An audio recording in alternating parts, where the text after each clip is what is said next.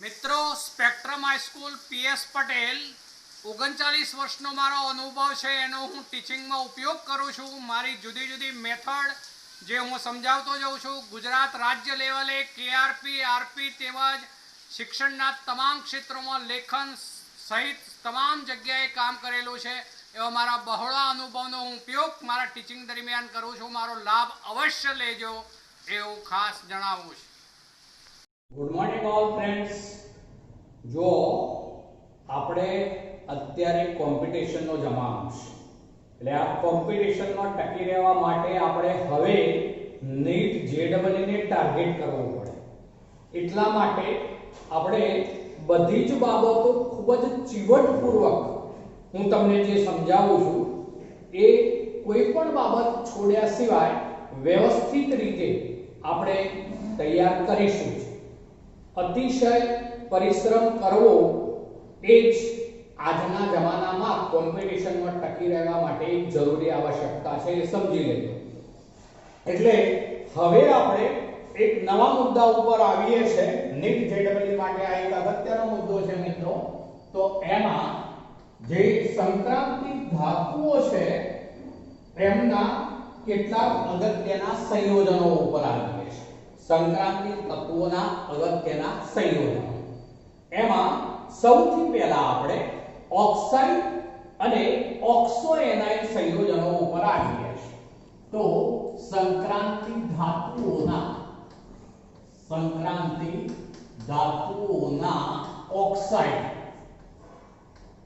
Oxide અને oxo એનાઇડ. ચાલો હવે સંક્રાંતિ ધાતુઓને જ્યારે ઊંચા તાપમાને ઓક્સિજનની હાજરીમાં ગરમ કરવામાં આવે ત્યારે તેમનું ઓક્સાઇડ સંયોજનોમાં રૂપાંતર થાય છે.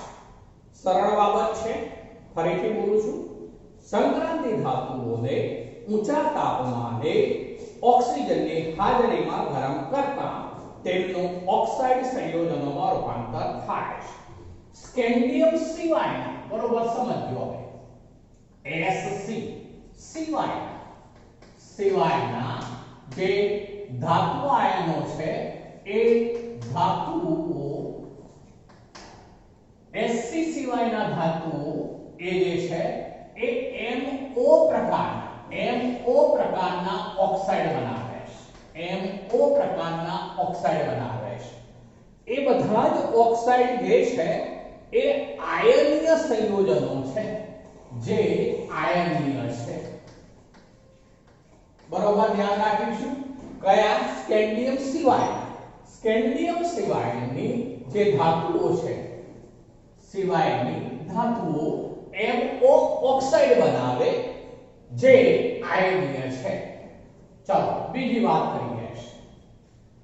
જે સ્કેન્ડિયમ થી શરૂ કરીને Mn સુધીના તત્વો જે સમૂહ ક્રમ 7 કહેવાશે, ત્યાં સુધીના જે તત્વો છે એ બધા જ તેમની મહત્તમ ઓક્સિડેશન અવસ્થા સમૂહના ક્રમ જેટલી હોય એવા ઓક્સાઇડ બનાવે છે.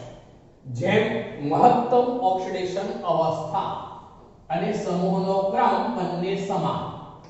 મહત્તમ ઓક્સિડેશન અવસ્થા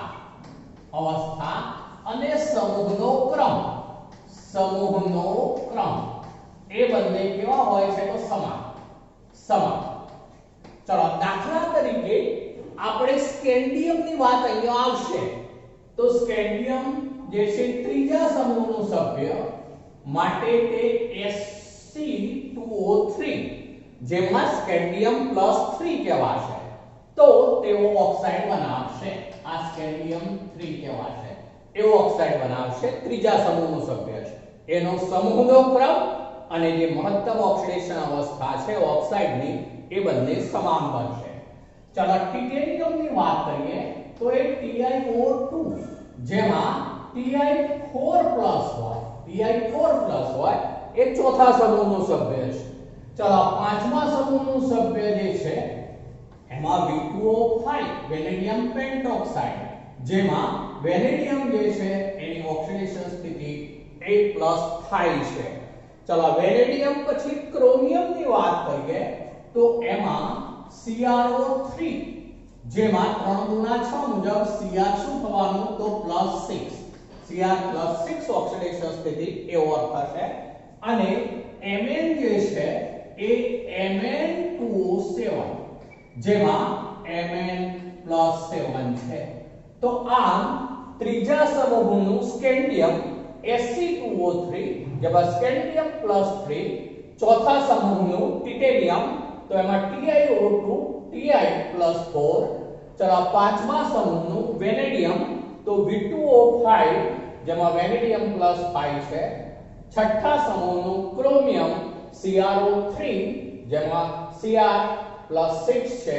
સાતમા સમૂહનું મેંગેનીઝ તો Mn2O7, જેમાં Mn ની ઓક્સિડેશન સ્થિતિ +7 છે. તો આમ જે સ્કેન્ડિયમ થી શરૂ કરીને Mn સુધીના સાતમા સમૂહ સુધીના જે સભ્યો છે તેમના મહત્તમ ઓક્સિડેશન સ્થિતિ ધરાવતા ઓક્સાઇડ અને જે તે તત્વના સમૂહનો ક્રમ બંને સમાન હોય છે. એ આપણે ધ્યાનમાં રાખીશું. ચલો પણ સાતમા સમૂહ પછીના સમૂહની વાત કરીએ. સાતમા સમૂહ પછીની વાત છે તો પછીના સમૂહ જે છે એમાં Fe2O3 ની ઉપરના ઓક્સાઇડ જોવા મળતા નથી. સાતમા સમૂહ પછીના સમૂહ માટે Fe2O3 આ છઠ્ઠા સમૂહનું તત્વ છે, સોરી આઠમા સમૂહનું તત્વ છે, એટલે કે સાતમા સમૂહ પછીના સમૂહ માટે વાત છે. તો એમાં Fe2O3 ની ઉપરના ઓક્સાઇડ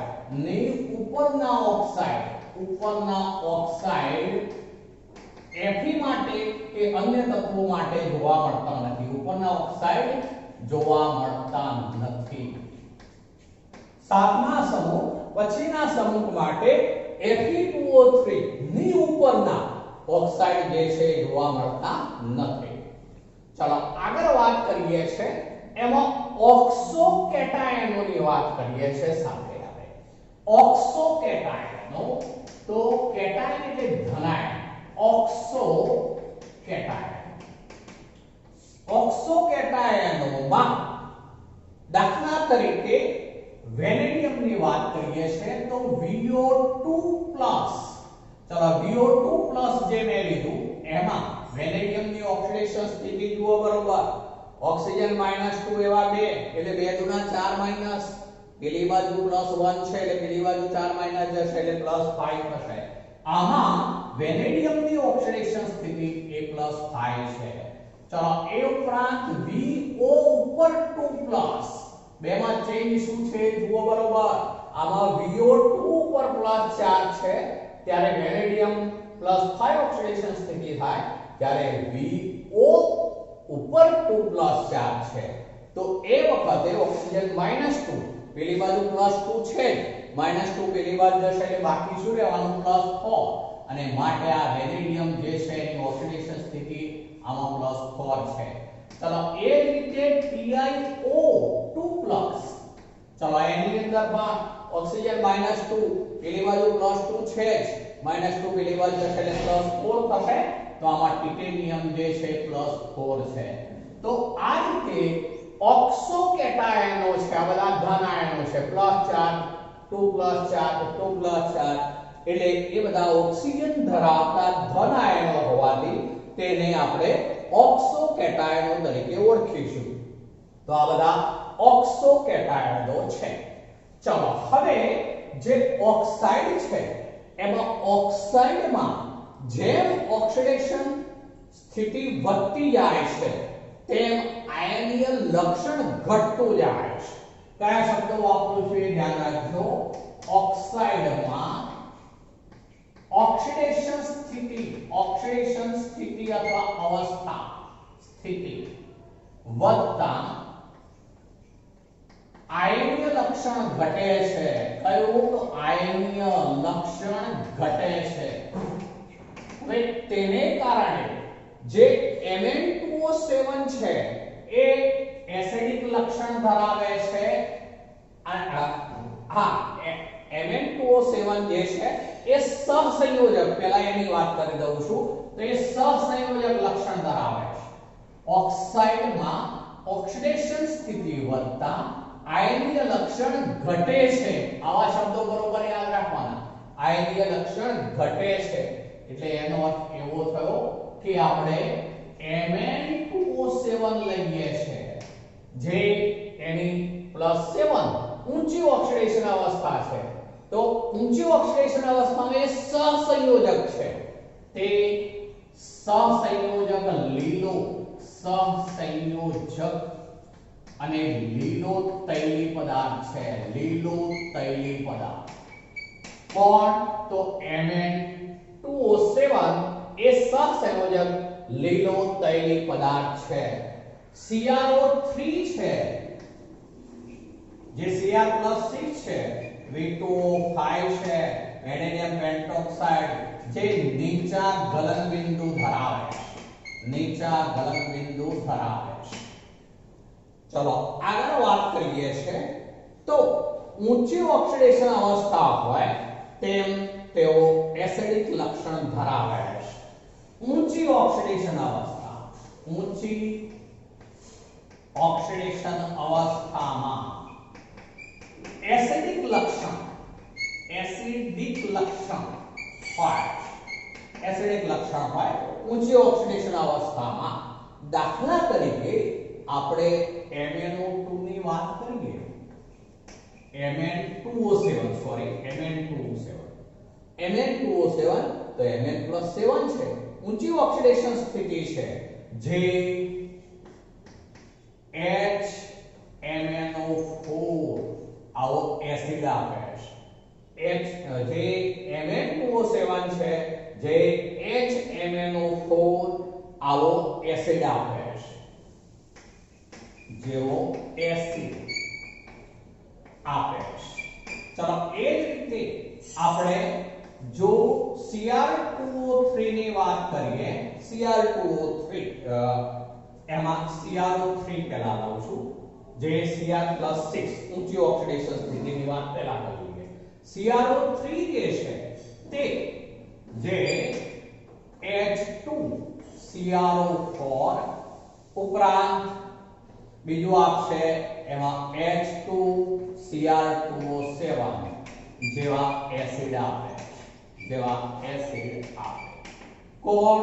CrO3 જેમાં Cr+6 છે. Mn+7 Cr+6 ઊંચી ઓક્સિડેશન અવસ્થામાં કયા લક્ષણ હોય છે? એસિડિક લક્ષણ. માટે Mn2O7 જેમાં Mn+7 જે HMnO4 જેવા એસિડ આપશે. CrO3 જેમાં Cr+6 છે જે H2CrO4 પછી H2Cr2O7 જેવા એસિડ આપે છે. ચાલો એ સિવાય વાત કરીએ તો CrO જે છે આ બેઝિક છે. CrO બેઝ છે જ્યારે Cr2O3 ઉભયધર્મી છે. બરોબર ધ્યાન રાખીશું. CrO3 જે H2CrO4 અને H2Cr2O7 જેવા એસિડ આપે છે. કારણ કે તેમાં Cr ની મહત્તમ ઓક્સિડેશન સ્થિતિ છે +6. ઊંચી ઓક્સિડેશન સ્થિતિ માટે એસિડિક લક્ષણ ધરાવે, માટે આ એસિડિક લક્ષણ ધરાવતા હોવાથી આ એસિડ આપે છે. પણ CrO જેમાં Cr2+ છે, નીચી ઓક્સિડેશન સ્થિતિ થઈ, એ બેઝિક છે. Cr2O3 જેમાં Cr3+ થયું, આ Cr2O3 છે, ઉભયધર્મી છે. બરોબર ધ્યાન રાખીશું આ ત્રણે. CrO બેઝ, Cr2O3 ઉભયધર્મી, જ્યારે CrO3 એ એસિડિક કહેવાશે. એ ધ્યાન રાખીશું ત્રણેયમાં. ચાલો એ ઉપરાંત વેનેડિયમ ઉપર આવું છું. તો વેનેડિયમમાં જે છે એમાં V2O3 બેઝિક છે. આ બેઝિક છે. ચાલો પછી જે V2O4 છે એ ઓછો બેઝિક છે આના કરતા. આ બેઝ જ્યારે V2O4 ઓછો બેઝિક છે. કોણ? V2O4. હવે જુઓ આની અંદર બરોબર V2O4 ઓછો બેઝિક, આ વધુ બેઝિક, આ ઓછો બેઝિક. કેમ? તો આમાં વેનેડિયમની ઓક્સિડેશન સ્થિતિ શું થવાની? તો +3. વેનેડિયમ +3 એટલે નીચી ઓક્સિડેશન સ્થિતિ છે માટે બેઝિક છે. જ્યારે આમાં વેનેડિયમ ગણીશું તો શું થવાનું? જુઓ 4 × 8 એટલે એક વેનેડિયમ માટે +4. તો આ આના કરતા ઊંચી ઓક્સિડેશન સ્થિતિ છે માટે ઓછો બેઝિક. અર્થ એવો થશે ઓછો બેઝિક છે. V2O4 ઓછો બેઝિક હોવાને કારણે તે એસિડમાં દ્રાવ્ય થાય છે. એસિડમાં દ્રાવ્ય થાય છે. આ એસિડમાં દ્રાવ્ય થવાથી તે આવો કેટાયન બનાવે છે. એસિડમાં દ્રાવ્ય થવાને કારણે તે જે છે એ VO2+ આવો ક્ષાર બનાવે છે. V2O4 ઓછો બેઝિક જે એસિડમાં દ્રાવ્ય થતા VO2+ ક્ષાર બનાવે. VO2+ ક્ષાર જેમાં વેનેડિયમ +4 છે, ઓક્સિજન -2, પેલો 2+ એટલે વેનેડિયમ +4. ચલો એને બદલે V2O5 છે.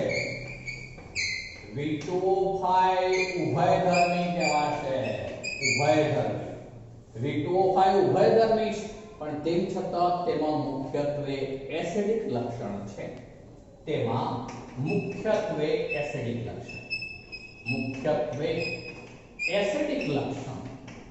લક્ષણ છે. હવે V2O5 જે છે એ બેઝ અને એસિડ બંનેમાં દ્રાવ્ય થઈ શકે છે. V2O5 બેઝમાં દ્રાવ્ય થાય ત્યારે VO4 3- V2O5 બેઝમાં દ્રાવ્ય થાય ત્યારે VO4 3- ક્ષાર બનાવે. પણ જ્યારે તે એસિડમાં દ્રાવ્ય થાય, V2O5 ની જ વાત છે, એસિડમાં દ્રાવ્ય થાય. આમ તો એ ઉભયધર્મી એટલા માટે જ બેઝમાં દ્રાવ્ય થાય ત્યારે પોતે એસિડ બન્યો કહેવાય અને એસિડમાં દ્રાવ્ય થાય ત્યારે તે પોતે બેઝ બન્યો કહેવાશે. ચલો આની અંદર જે છે એ VO4+ ક્ષાર બનાવે છે. ચલો તો વેનેડિયમના ઓક્સાઇડમાં આપણે બરોબર ધ્યાન રાખીશું V2O3 નીચે ઓક્સિડેશન અવસ્થા +3 ત્યારે તે બેઝ તરીકે વર્તે. જ્યારે V2O4 V+4 એના કરતા ઓક્સિડેશન સ્થિતિ વધી એટલે બેઝિક ગુણધર્મમાં ઘટાડો થાય, આછો બેઝિક બને છે જે એસિડમાં દ્રાવ્ય થઈ VO2+ ક્ષાર બનાવે છે. જ્યારે V2O5 ઉભયધર્મી છે પણ તેમાં મુખ્યત્વે એસિડિક લક્ષણ છે. V2O5 બેઝમાં દ્રાવ્ય થાય ત્યારે VO4 3- ક્ષાર બનાવે છે. V2O5 એસિડમાં પણ દ્રાવ્ય થાય ત્યારે VO4+ ક્ષાર બનાવે છે. તો આ રીતે આપણે આ જે સંક્રાંતિ ધાતુઓના ઓક્સાઇડ અને ઓક્સો એનાયનની વાત કરી વ્યવસ્થિત રીતે સમજીને તૈયાર કરીશું મિત્રો. નેટ JEE માં આમાં ઘણા બધા પ્રશ્નો બનશે. તમને એવું પૂછશે નીચેના પૈકી કયો ઓક્સાઇડ એસિડિક છે, કયો બેઝિક છે, કયો જે છે ઉભયધર્મી છે, કયો જે છે આ પ્રકારનો ક્ષાર બનાવશે. તો એવા વિવિધ પ્રશ્નો આની અંદરથી ઉદ્ભવશે. તો આ વ્યવસ્થિત સમજીને તૈયાર કરીશું. નીચેના પૈકી કયું સહસંયોજક લક્ષણ ધરાવે છે, કયું આયનીય લક્ષણ ધરાવે છે, એ રીતે પણ તમને આમાંથી ઘણા બધા પ્રશ્નો નીટ JEE માં પૂછી શકે. એટલે આને વ્યવસ્થિત રીતે આપણે સમજીને તૈયાર કરીશું મિત્રો. એટલે એક અગત્યનો આખો મુદ્દો છે. ચલો હવે આવવું છે આપણે એક નવા મુદ્દાઓ પર. મિત્રો હવે આપણે બીજી એક અગત્યની ટૂંકનોંધ ઉપર જઈએ છે, જેમાં પોટેશિયમ ડાયક્રોમેટ એટલે કે K2Cr2O7 potassium dichromate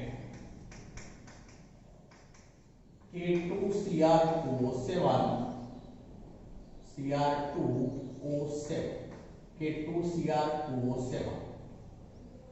potassium dichromate એની બનાવટ, ગુણધર્મ, એનું બંધારણ, એના ઉપયોગ એ બધાની વાત છે મિત્રો. ચલો સૌથી પહેલા તેની બનાવટ ઉપર આવીએ છીએ. તો એમાં ક્રોમાઇડ અયસ્ક જે FeCr2O4 આ એનું સૂત્ર છે.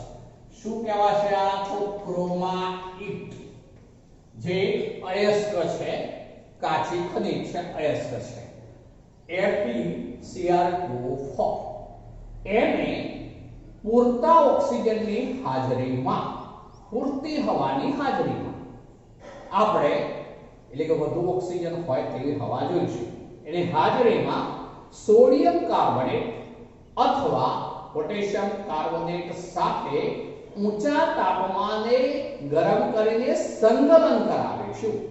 હવે શબ્દ વાપરું છું સંકલન, પાછળ ગલન શબ્દ છે. સંકલન એટલે સાથે ગલન. સાથે ગલન એટલે પીગાળવાનું, આપણે ખૂબ ઊંચું ગરમ કરવાનું કે જેથી પીગળી જાય. ચલો આ અયસ્ક છે, એની પ્રક્રિયા આપણે માનો કે Na2CO3 સોડિયમ કાર્બોનેટ લઈ ગયા છે, પોટેશિયમ કાર્બોનેટ પણ લઈ શકાય. પૂરતા ઓક્સિજનની હાજરીમાં જે O2 સાથે પ્રક્રિયામાં જોડાશે ત્યારે તેમાંથી આમાંથી જે બચશે તે સોડિયમ ક્રોમેટ બને છે. ચલો સોડિયમ ક્રોમેટ એટલે એનું સૂત્ર બનશે Na2CrO4 સોડિયમ ક્રોમેટ પ્લસ ચલો બીજું બનશે Fe2O3, ચલો ત્રીજું બનશે કાર્બન ડાયોક્સાઇડ CO2. ચલો હવે આને પહેલા બેલેન્સ કરી લઈએ. જુઓ પહેલા અહીંયા આપણે 4 FeCr2O4 લઈએ છે, એ Fe મેં 4 લીધા. ચલો Fe4 કરવા માટે આને 2 વડે ગુણવું પડશે આપણે. ચલો હવે Cr ક્રોમિયમ 4 ગુણા 8 છે. ચલો ક્રોમિયમ 8 કરવા માટે આને 8 વડે આપણે ગુણવું પડશે. ચલો હવે Na થઈ ગયા 8 ગુણા 16 માટે Na 16 કરવા માટે આને 8 વડે આપણે ગુણવું પડશે. ચલો હવે ઓક્સિજન ઉપર જઈએ, પહેલા કાર્બન ઉપર જઈએ છે. જુઓ કાર્બન જે છે એ 8 છે, કાર્બન 8 છે માટે આ 8CO2 લઈશું, 8CO2. ચલો હવે પેલી બાજુ ઓક્સિજન ગણીએ છે. જુઓ તો આ 8 ગુણા 16, 16 ને 6 22 અને આ 8 ચોકું 32 એટલે આપણે આ 7O2 લેવું પડશે, 7O2. તો આ રીતે જ્યારે ક્રોમાઇડ અયસ્કને પૂરતા ઓક્સિજનની હાજરીમાં જ્યારે Na2CO3 કે K2CO3 સાથે ગરમ કરી સંકલન શબ્દ વપરાય, સંકલન કરવામાં આવે ત્યારે તેનું સોડિયમ ક્રોમેટ લીલા રંગના દ્રાવણમાં રૂપાંતર થાય છે. શું બન્યું? સોડિયમ ક્રોમેટ લીલા રંગનું દ્રાવણ બને છે. ચલો હવે એ જે સોડિયમ ક્રોમેટ છે લીલા રંગનું દ્રાવણ એને ગાળી લેવામાં આવે છે. ગાળી લીધા બાદ હવે એ Na2CrO4 જે છે એમાં સલ્ફ્યુરિક એસિડ ઉમેરી એને એસિડિક બનાવવામાં આવે છે. દ્રાવણમાં ગારણની અંદર જે લીલા રંગનું ગારણ છે, પીળા રંગનું દ્રાવણ છે Na2CrO4 સોડિયમ ક્રોમેટ કહેવાય. એ પીળા રંગનું દ્રાવણ છે. એ પીળા રંગના ગાળી લીધેલા દ્રાવણમાં થોડો આપણે એસિડ ઉમેરીશું. ચલો એસિડ ઉમેરીશું, H2SO4 અને એસિડિક બનાવીશું. ત્યારે એસિડિક બનાવવાથી એસિડમાંના H+ એમાં જોડાશે, જેને કારણે તેનું નારંગી રંગના Na2Cr2O7 સોડિયમ ડાઇક્રોમેટમાં રૂપાંતર થાય.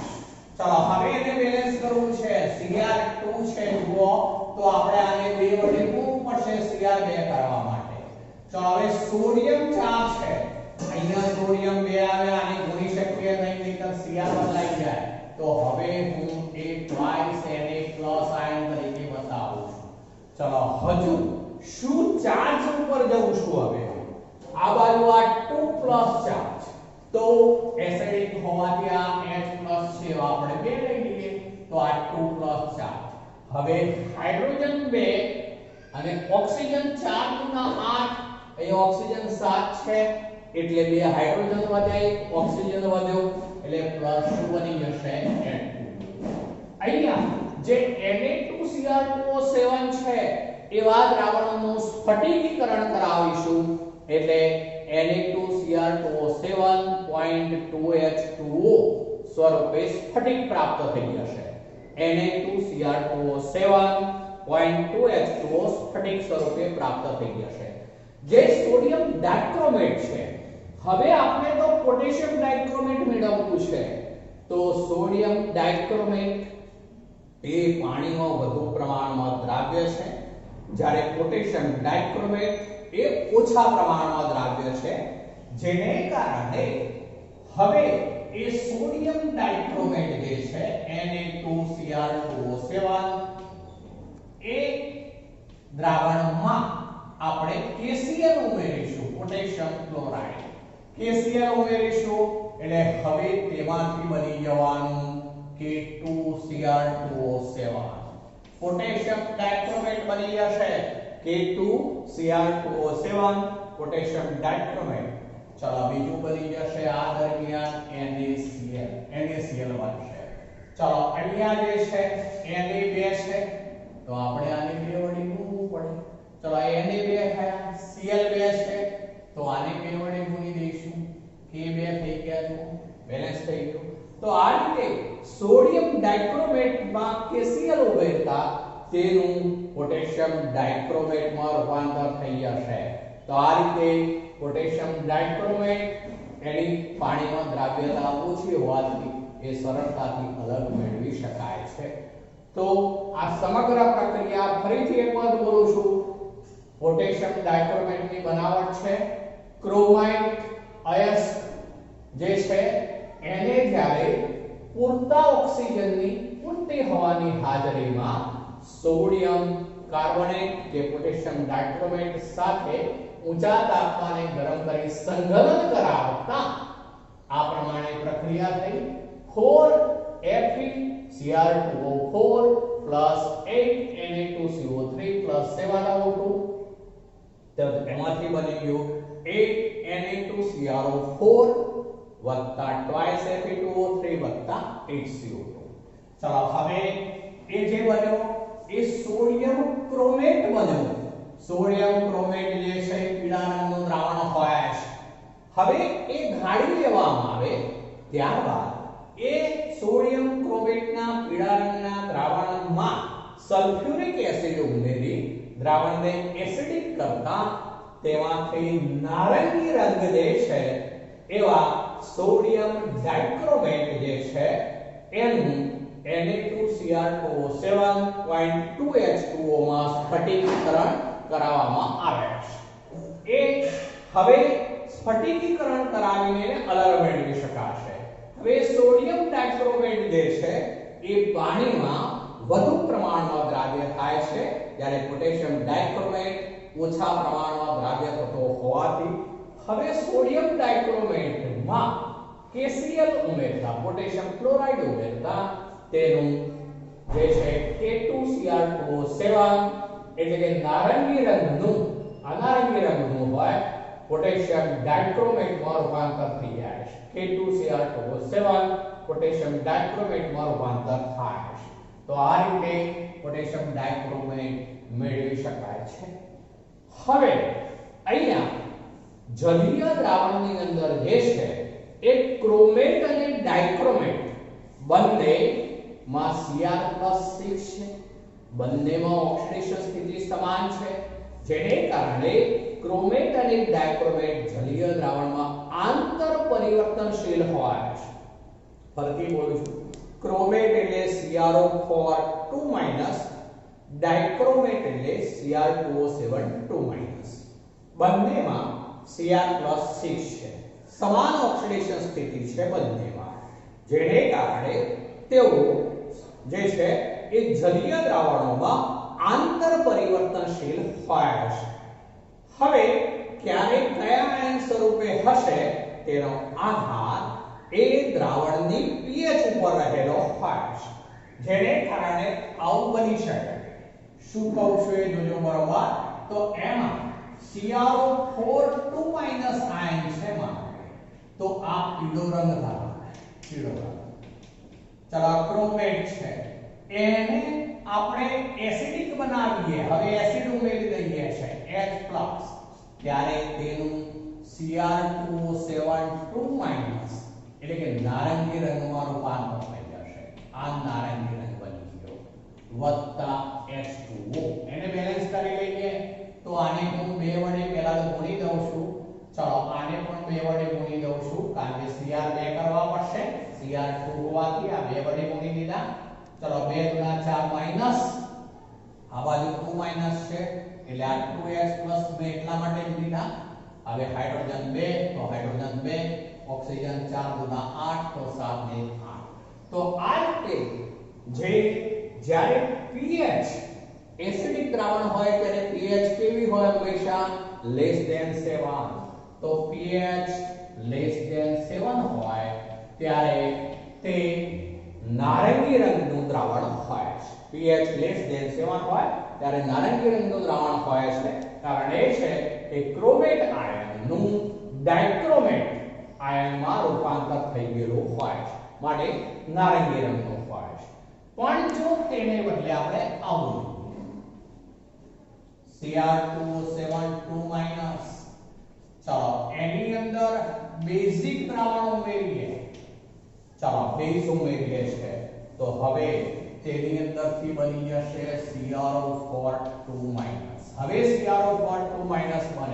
ચલો હવે આને બેલેન્સ કરવું છે આપણે. તો અહીંયા Cr2 છે તો આને 2 વડે પહેલા તો ગુણવું પડશે. ચલો બીજું આ દરમિયાન H2O પણ બને છે. H2O તો ઓક્સિજન 8 ને 1 9 થયા. તો આ 7 ઓક્સિજન હોવાથી આને 2 વડે ગુણી દઈએ આપણે. ચલો હવે વીજભાર ગણીએ તો આ 2 માઈનસ અને આ 2 માઈનસ એટલે 4 માઈનસ, આ 2 × 4 માઈનસ, બેલેન્સ થઈ ગયું જુઓ. તો આ જે છે એ નારંગી રંગ હોય, નારંગી રંગ, તો તેનું પીળા રંગમાં રૂપાંતર થશે, પીળો રંગ બની જશે. ક્યારે? તો આ બેઝિક દ્રાવણ હોય એટલે pH is greater than 7. pH is greater than 7 એટલે એનો અર્થ એવો થયો કે જ્યારે એસિડિક દ્રાવણ હશે ત્યારે pH is less than 7, ત્યારે તે ડાયક્રોમેટ સ્વરૂપે હશે, માટે નારંગી રંગનું દ્રાવણ હોય. પણ જ્યારે બેઝિક દ્રાવણ હોય pH is greater than 7, તો એ વખતે જે છે ક્રોમેટ સ્વરૂપે હોવાનું, ક્રોમેટ સ્વરૂપે માટે પીળો રંગ ધરાવે. ચલો આ ક્રોમેટ છે, આ ડાયક્રોમેટ છે, એ બંનેના બંધારણો ઉપર આવીએ છીએ આપણે. તો CrO4 ની વાત પહેલા કરી દઉં છું જુઓ. તો Cr એની સાથે 4 ઓક્સિજન જે છે એ સમચતુષ્ફલકીય રીતે જોડાયેલા હોય છે. 4 ઓક્સિજન સમચતુષ્ફલકીય રીતે જોડાયેલા હોય છે CrO4 ની અંદર. CrO4 એ આવું સમચતુષ્ફલકીય અને પીળા રંગનું હોય છે. સમચતુષ્ફલકીય બંધારણ ધરાવે છે એવું આપણે કહી શકીશું. અને જે Cr2O7 છે એનું બંધારણ આ ટાઈપનું છે. બરોબર જોજો હું કેવી રીતે લઉં છું તે. આ ઓક્સિજન, આ સેટ ત્રાંસો મેં Cr લખ્યો, આ પણ મેં ત્રાંસો લખ્યો Cr. ચલો આ બંધ કોણ જે કહું છું એ 126 અંશનો છે, 126 અંશનો છે. આ Cr સાથે હવે 3 ઓક્સિજન, 1 2 3 ઓક્સિજન. આ Cr સાથે પણ 1 2 અને 3 ઓક્સિજન આ રીતે જોડાયેલા હોય Cr2 પછી આ 3 ને 3 6 ને 7 ઓક્સિજન Cr2O7 ચલો અહીંયા જે છે આ 163 પિકોમીટર છે જ્યારે આ છે 179 પિકોમીટર છે બંધ લંબાઈ ચલો જ્યારે CrOCr જે બંધ કોણ છે એ 126 અંશનો છે 126 અંશ બરોબર ધ્યાન રાખજો 126 અંશનો કોણ છે ચલો અહીંયા એમ કહી શકાય કે CrOCr આ બંધ કોણ 126 અંશનો છે તેમાં આ એક સમચતુષ્ફલક કહેવાય એક જાતનો જુઓ આ એક સમચતુષ્ફલક અને આ બીજો સમચતુષ્ફલક છે બંને સમચતુષ્ફલક એક કોમન ઓક્સિજન દ્વારા બંનેના શીર્ષ એકબીજા સાથે જોડાતા હોય એ રીતે બે સમચતુષ્ફલક બંનેના શીર્ષ એકબીજા સાથે કોમન ઓક્સિજન થી જોડાતા હોય એ રીતનું આ બંધારણ છે જેથી CrO-Cr આ બંધ કોણ 126 અંશનો બંધ કોણ હોય છે ચલો તો એ CrO3 જે નારંગી રંગનો દ્રાવણ છે આ નારંગી છે જ્યારે પીળાનો રંગ કેવો હતો પીળો બરોબર આમાં બે સમચતુષ્ફલક એવો થાય બે સમચતુષ્ફલક જોડાયેલા છે જોડાયેલા બરોબર કોમન ઓક્સિજન થી જોડાયેલા છે આપણે એવું કહી શકીશું ચલો હવે આ ક્રોમેટ અને ડાયક્રોમેટ ની વાત કરીએ આપણે અહીંયા ડાયક્રોમેટ જે છે એ તેમના એસિડિક દ્રાવણોમાં એ ઓક્સિડેશન કરતા તરીકે વર્તે છે ત્યારે તેઓ આ રીતની પ્રક્રિયા અનુભવે છે Cr2O7 2- ચલો એમાંથી બનાવશે Cr3+. ચલો હું આને બેલેન્સ કરું છું જોજો રેડોક્સ ની રીતે 7 ગુણા 14 14 માંથી 2 ગયા એટલે 12 આનો ઓક્સિડેશન આ +12 કહેવાશે પણ એક Cr નો +6 કહેવાશે પહેલા હું Cr ની સંખ્યા બેલેન્સ કરી લઉં તો આને 2 વડે મારે ગુણવું પડે આનો એક Cr નો +3 કહેવાય ઓક્સિડેશન આ પણ એવા 2 Cr હોવાથી +6 ગણાશે ટોટલ ઓક્સિડેશન આ 2 Cr નો +12 આમાં +6 +12 માંથી +6 એટલે 6 એકમનો ઘટાડો થયો કહેવાય માટે આ પ્રક્રિયા દરમિયાન આપણે 6 ઇલેક્ટ્રોન ઉમેરાય છે એવો અર્થ કરીશું કારણ કે 6 એકમનો ઘટાડો થયો છે +12 માંથી +6 ચલો હવે અહીંયા જે છે એ માધ્યમ જે છે એસિડિક છે એટલે આપણે સમીકરણને બેલેન્સ કરવા માટે H+ આયનનો ઉપયોગ કરીશું ચલો અહીંયા 3 ગુણા 6 + 4 છે આ બાજુનો ચાર્જ આપણે +6 બનાવવો છે ફરીથી બોલું 3 ગુણા 6 + 4 છે આ બાજુનો ચાર્જ +6 બનાવવો છે આ 6 ઇલેક્ટ્રોન છે એટલે 6 માઈનસ અને આ 2 - છે તો અહીંયા આપણે 14H+ મૂકવા પડે જો હવે 14H+ મૂકવાથી શું થઈ ગયું 14 માંથી 6 ને 2 8 ગયા એટલે +6 આ બાજુ +6 ચલો હવે ઓક્સિજન હાઇડ્રોજન બેલેન્સ કરવાની વાત ઓક્સિજન 7 છે અને હાઇડ્રોજન 14 છે આ બાજુ બિલકુલ નથી એટલે +7H2 તો આ એસિડિક માધ્યમમાં ડાયક્રોમેટ આયન એ ઓક્સિડેશન કરતા તરીકે વર્તે છે તેની આ એક પદ પ્રક્રિયાનું સમીકરણ છે આમ તો જે સોડિયમ ડાયક્રોમેટ છે એ પાણીમાં વધુ પ્રમાણમાં દ્રાવ્ય છે પોટેશિયમ ડાયક્રોમેટ પાણીમાં ઓછા પ્રમાણમાં દ્રાવ્ય છે આ બેમાં એક ડિફરન્સ છે જેને કારણે સોડિયમ ડાયક્રોમેટ અને પોટેશિયમ ડાયક્રોમેટ બંને પ્રબળ ઓક્સિડેશન કરતા એસિડિક માધ્યમમાં હોવા છતાં પણ સોડિયમ ડાયક્રોમેટનો કાર્બનિક રસાયણમાં ઓક્સિડેશન કરતા તરીકે ઉપયોગ થાય છે સોડિયમ ડાયક્રોમેટનો કાર્બનિક રસાયણમાં ઓક્સિડેશન કરતા તરીકે ઉપયોગ થાય છે કારણ કે તે પાણીમાં વધુ પ્રમાણમાં દ્રાવ્ય છે જ્યારે પોટેશિયમ ડાયક્રોમેટ જે છે તે રેડોક્સ અનુમાપનો જે કદમાપક પૃથ્થકરણ કહેવાય તેમાં પ્રમાણિત દ્રાવણ તરીકે વપરાય છે. એક કદમાપક પૃથ્થકરણમાં પ્રબળ ઓક્સિડેશન કરતા તરીકે પણ પ્રમાણિત દ્રાવણ કદમાપક પૃથ્થકરણમાં એનો ઉપયોગ થાય છે. ચલો એની જુદી જુદી પ્રક્રિયાઓ દરમિયાન એ આયર્ન 2 નું આયર્ન 3 માં ઓક્સિડેશન કરે છે. એ જ રીતે આયોડાઇડ આયર્નનું આયોડિનનું ઓક્સિડેશન કરે છે I2 માં, સલ્ફાઇડનું સલ્ફરનું ઓક્સિડેશન કરે છે અને જે ટીન 2 છે એનું ટીન 4 માં ઓક્સિડેશન કરે છે. આ બધી જ પ્રક્રિયાઓ કેવી રીતે સમગ્ર પ્રક્રિયાઓ તરીકે લઉં છું એ સમજજો. કેવી રીતે બેલેન્સ કરું છું તે તો એમાં Cr2O7 2-. ચલો એની સાથે હું પહેલા આયર્નની પ્રક્રિયા લઉં છું Fe2+. માધ્યમ એસિડિક છે એટલે આપણે H+ પછી મૂકીશું જરૂરિયાત મુજબના. ચલો એમાંથી Cr3+ બની જશે, બીજું બની જશે Fe3+. હવે બેલેન્સ કરવા માટે શું કરું છું એ જુઓ. ક્રોમિયમનો ઓક્સિડેશન આમાં 2 ક્રોમિયમ +12 લઈએ છીએ. હું આને પહેલા 2 વડે ગુણી દઉં છું એટલે આ +6 +12 +6 6 એકમનો તફાવત. આ +2 આ +3 1 એકમનો તફાવત. માટે 1 એકમ વાળાને આપણે 6 વડે ગુણવા પડે, ક્રોસ ગુણાકાર કરવો પડે. 11 માની બાબત છે આ. 6 વડે ગુણી દીધા બે બંને બાજુ. ચલો હવે આપણે વીજભાર ઉપર જ જવાનું. આ બાજુનો વીજભાર ગણો તો 6 ગુણા 12, 12 માંથી 2 ગયા એટલે 10 પ્લસ છે. આ બાજુનો વીજભાર ગણો તો 6 તરી 18, 18 ને આ 6, 18 ને 6 24. આ બાજુ તો 10 પ્લસ છે, આ બાજુ 24 પ્લસ છે. તો આ બાજુ આપણે કેટલા ઉમેરવા પડશે તો 14H પ્લસ. એટલે 14 ને 10 24 થઈ જશે. જુઓ આ બાજુ 24 પ્લસ ચાર્જ મેં બનાવી દીધો, આ બાજુ 24 પ્લસ છે.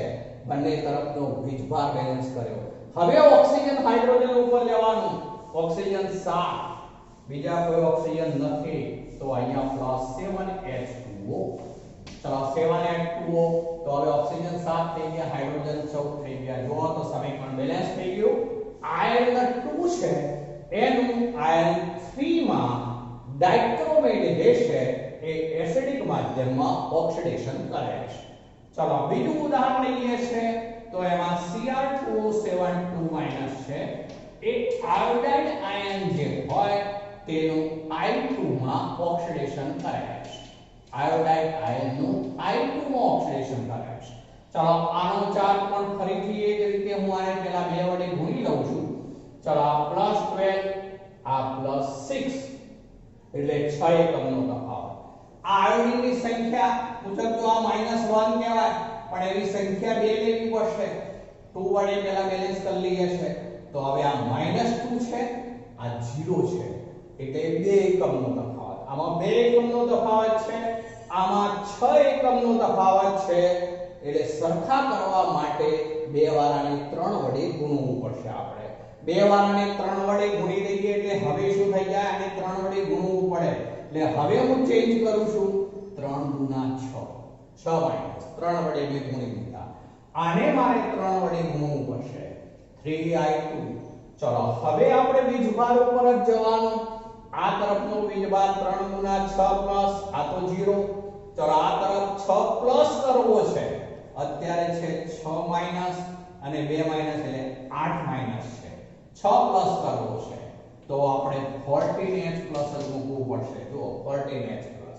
હવે 6 પ્લસ થઈ ગયો. ચલો હવે બાકી રહ્યો ઓક્સિજન 7 તો +7H2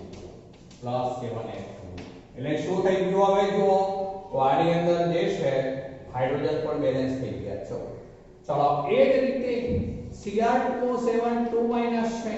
એ ટીન જે ટીન 2 તરીકે ઓળખાશે Sn2+. ચલો એનું જે છે એ એસિડિક માધ્યમમાં Sn4+ માં ઓક્સિડેશન કરાવે છે. Sn4+ માં ઓક્સિડેશન. ચલો Cr તો આપણે એ પ્રમાણે લઈ લઈશું. આમાં 6 નો તફાવત, આમાં 2 નો તફાવત છે. જુઓ 2 નો તફાવત. 2 વાળાને કેટલા વડે ગુણવા પડે તો 3 વડે.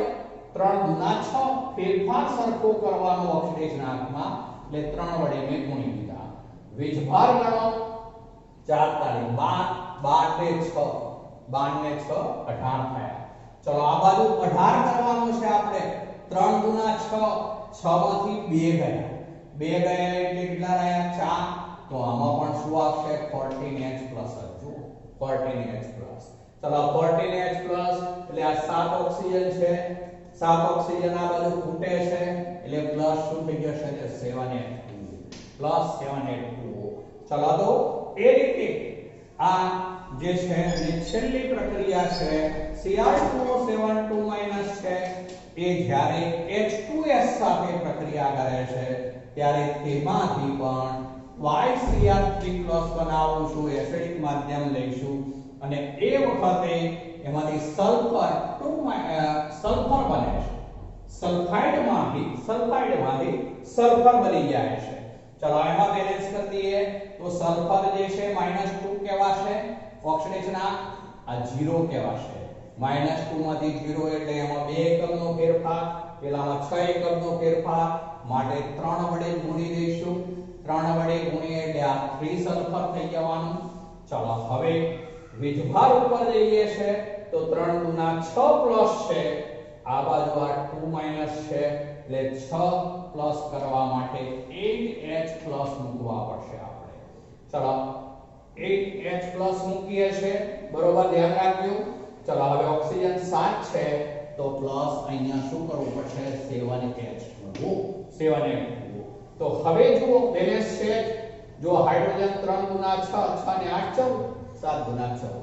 તો આ રીતે ડાયક્રોમેટ આયનો જે છે એ એસિડિક માધ્યમમાં પ્રબળ ઓક્સિડેશન કરતા તરીકે વર્તે છે, જેથી તે ફેરસ આયનનું ફેરિકમાં એટલે આયન 2 નું આયન 3 માં, આયોડાઇડનું I2 માં આયોડિનમાં, ટીન 2 નું ટીન 4 માં અને H2S નું સલ્ફરમાં ઓક્સિડેશન કરાવે છે. તો આમ તે પ્રબળ ઓક્સિડેશન કરતા તરીકે વર્તે છે. માટે પોટેશિયમ ડાઇક્રોમેટનો ઉપયોગ જે છે એ ચર્મ ઉદ્યોગમાં એક અગત્યના રસાયણ તરીકે તેમજ પ્રબળ ઓક્સિડેશન કરતા તરીકે એનો વિવિધ રીતે ઉપયોગ થાય છે. તો મિત્રો આજે આપણે આટલે સુધી રાખીએ.